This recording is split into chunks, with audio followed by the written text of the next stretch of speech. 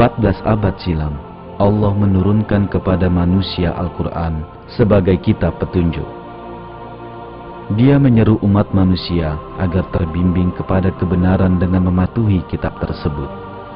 Sejak saat diturunkannya hingga hari kebangkitan, kitab suci terakhir ini akan tetap menjadi satu-satunya petunjuk bagi manusia. Keindahan bahasa Al-Quran yang tak tertandingi dan hikmah agung di dalamnya merupakan bukti nyata bahwa ia adalah firman Allah. Di samping itu, Al-Quran mempunyai banyak keajaiban lain yang membuktikannya sebagai wahyu dari Allah.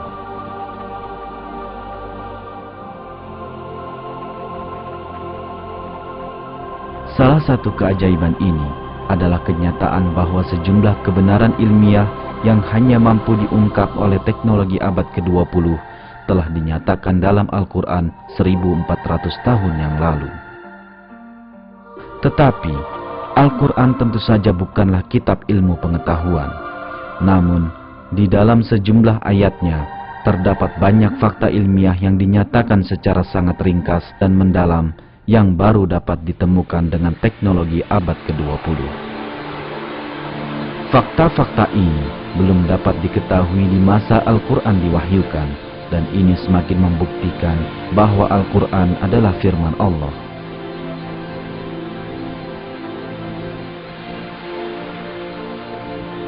Untuk memahami keajaiban ilmiah Al-Quran, kita hendaknya melihat terlebih dahulu tingkat ilmu pengetahuan pada saat kitab suci ini diturunkan.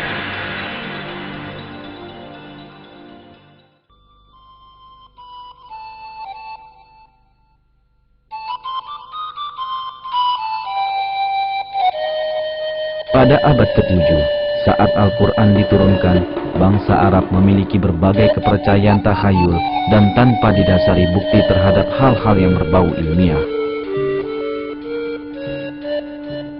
Ketiadaan teknologi untuk meneliti alam semesta menyebabkan bangsa Arab masa itu mempercayai legenda-legenda dari nenek moyang mereka.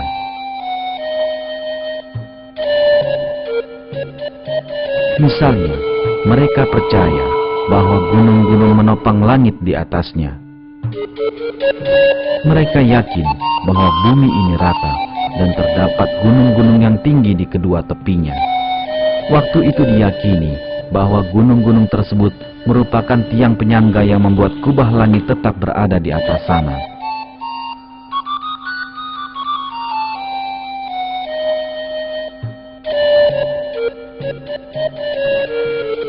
Namun demikian, segala kepercayaan takhayul bangsa Arab ini dihapus oleh Al-Quran. Ayat yang berbunyi di surat Ar-Ra'd ayat 2, Allah lah yang meninggikan langit tanpa tiang misalnya, menghapuskan keyakinan bahwa langit tetap berada di atas karena keberadaan gunung-gunung. Dalam banyak hal lain, fakta penting diungkapkan di masa ketika tak mungkin seorang pun mampu mengetahuinya. Al-Quran yang diturunkan pada saat manusia mengetahui sedikit sekali tentang astronomi, fisika, atau biologi, berisi fakta-fakta kunci tentang beragam hal, seperti penciptaan alam semesta, penciptaan manusia, struktur atmosfer, dan keseimbangan sempurna yang memungkinkan adanya kehidupan di muka bumi. Kini, marilah kita simak kebenaran ilmiah yang diungkap dalam Al-Quran.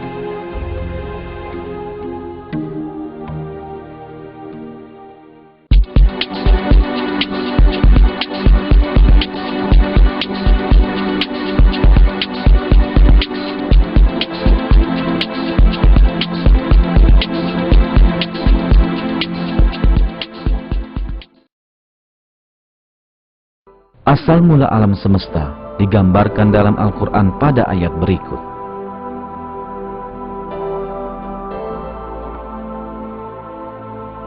Dialah pencipta langit dan bumi.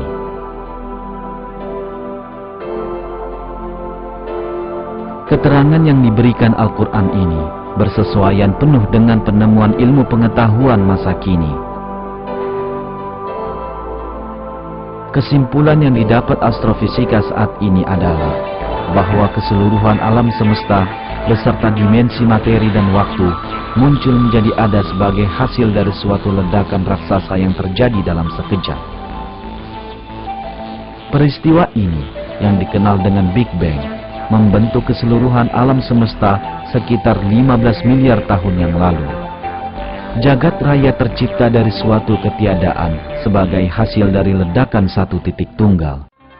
Kalangan ilmuwan modern menyetujui bahwa Big Bang merupakan satu-satunya penjelasan masuk akal dan yang dapat dibuktikan mengenai asal mula alam semesta dan bagaimana alam semesta muncul menjadi ada. Sebelum Big Bang, tak ada yang disebut sebagai materi. Dari kondisi ketiadaan, di mana materi, energi, bahkan waktu belumlah ada, dan yang hanya mampu diartikan secara metafisik, terciptalah materi, energi, dan waktu. Fakta ini yang baru saja ditemukan ahli fisika modern diberitakan kepada kita dalam Al-Quran 1400 tahun yang lalu.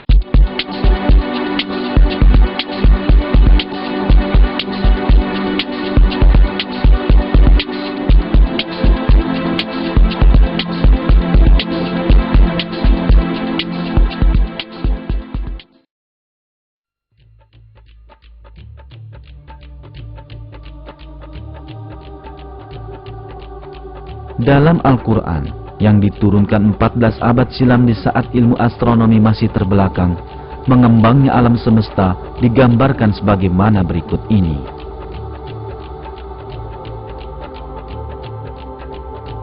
Dan langit itu kami bangun dengan kekuasaan kami, dan sesungguhnya kami benar-benar meluaskannya.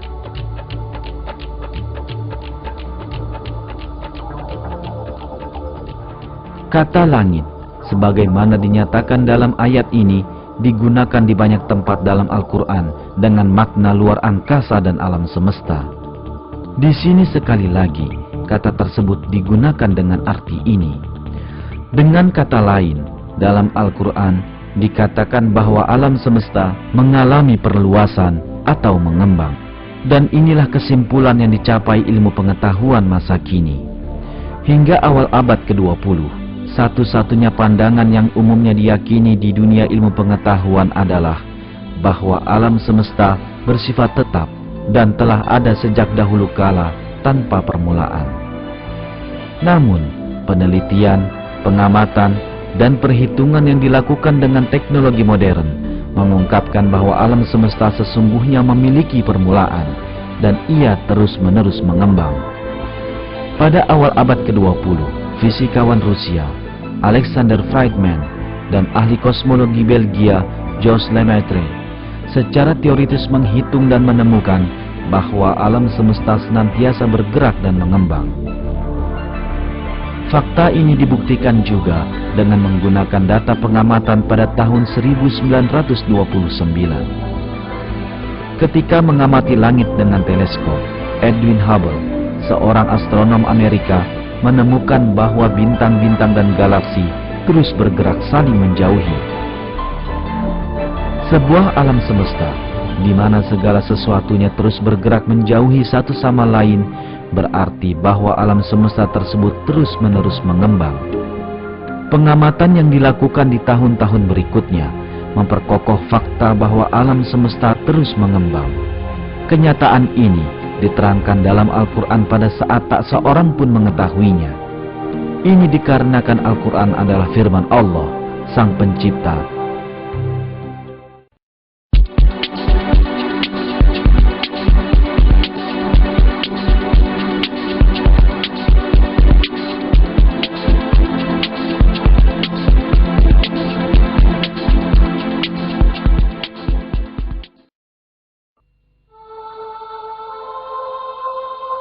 Tatkala merujuk kepada matahari dan bulan di dalam Al-Quran, ditegaskan bahwa masing-masing bergerak dalam orbit atau garis edar tertentu. Dan dialah yang telah menciptakan malam dan siang, matahari dan bulan. Masing-masing dari keduanya itu beredar di dalam garis edarnya. Disebutkan pula dalam ayat yang lain bahwa matahari tidaklah diam, tetapi bergerak dalam garis edar tertentu.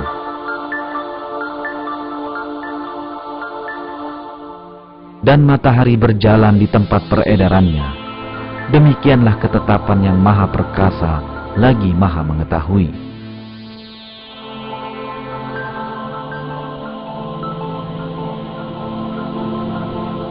Fakta-fakta yang disampaikan dalam Al-Quran ini telah ditemukan melalui pengamatan astronomis di zaman kita. Menurut perhitungan para ahli astronomi, matahari bergerak dengan kecepatan luar biasa yang mencapai 720.000 km per jam ke arah bintang Vega dalam sebuah garis edar yang disebut solar apex. Ini berarti matahari bergerak sejauh kurang lebih 17.280.000 km dalam sehari. Bersama matahari, semua planet dan satelit dalam sistem gravitasi matahari juga berjalan menempuh jarak ini. Selanjutnya, semua bintang di alam semesta berada dalam suatu gerakan serupa yang terencana. Keseluruhan alam semesta yang dipenuhi oleh lintasan dan garis edar seperti ini dinyatakan dalam Al-Quran sebagai berikut. Demi langit yang mempunyai jalan-jalan.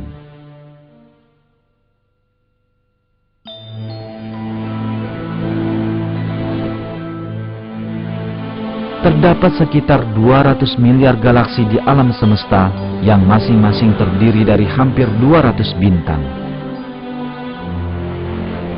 Sebagian besar bintang-bintang ini mempunyai planet, dan sebagian besar planet-planet ini mempunyai bulan.